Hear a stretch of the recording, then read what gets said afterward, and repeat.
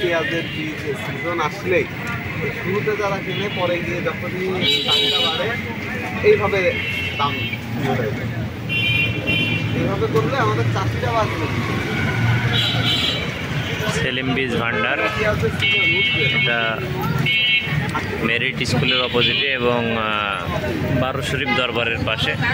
এই দোকানে বীজের দাম 2500 টাকা, কিন্তু আমার কাছ থেকে নিয়েছিল 2850 টাকা। বডি মূল্য থেকে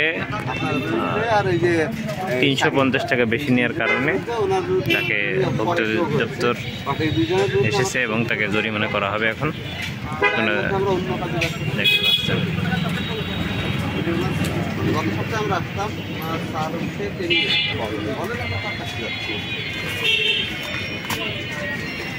এটা তো আমি মানে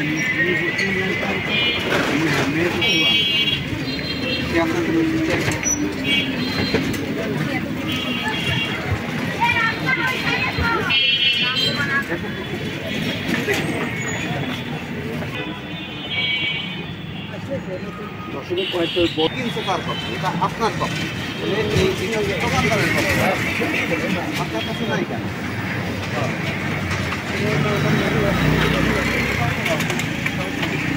এগুলো তো সবই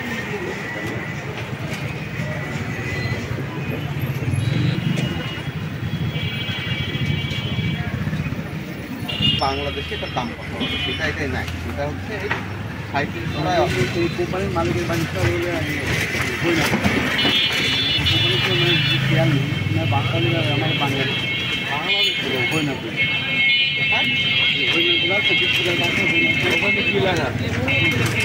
হরিনারায়ণপুর না হরিণাকুণ্ড? বেঙ্গল ইন্ডিয়ান জিনিসের বাড়ি বাংলাদেশে, মালিকের বাড়ি বাংলাদেশে, প্রোডাকশন ইন্ডিয়াতে হয়। বছর মানে বছর ওখানে থাকে, বই তো না করি ইন্ডিয়ায় থাকে না, এখানে বাংলাদেশে জন্মস্থান বাংলাদেশ। তা হোক এটা ম্যানুফ্যাকচার তো ইন্ডিয়ায়।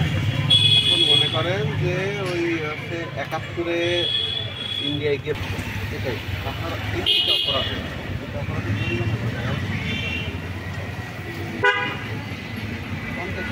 1 লাখ টাকা আমাদের সবচেয়ে সেইভাবে টাকা নেই।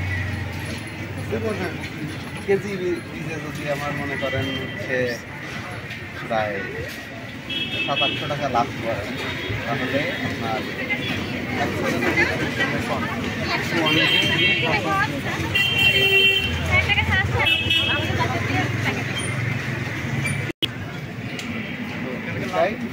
আপনি 5400 টাকায় কিনছেন, সেটা আমার একটা এভিডেন্স দিতে পারছেন,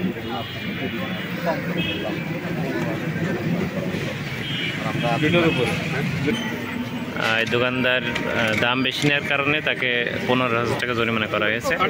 যেহেতু তার কাছে এভিডেন্স ছিল, এই জন্য তাকে ই করা হয়েছে। আমরা তার কাছ থেকে বীজ সে কিনেছে, তাকে ধরা হবে। আবার এ সকল দোকান থেকে বীজ কেনার সময় অবশ্যই আপনারা বডি রেট দেখে কিনবেন। যদি বডি রেটের অতিরিক্ত কেউ টাকা চায় অথবা এক্সপায়ার কোনো বীজ বা ঔষধ আপনাদের কাছে বিক্রি করতে চাই, আমাদের কাছে অভিযোগ জানাবেন।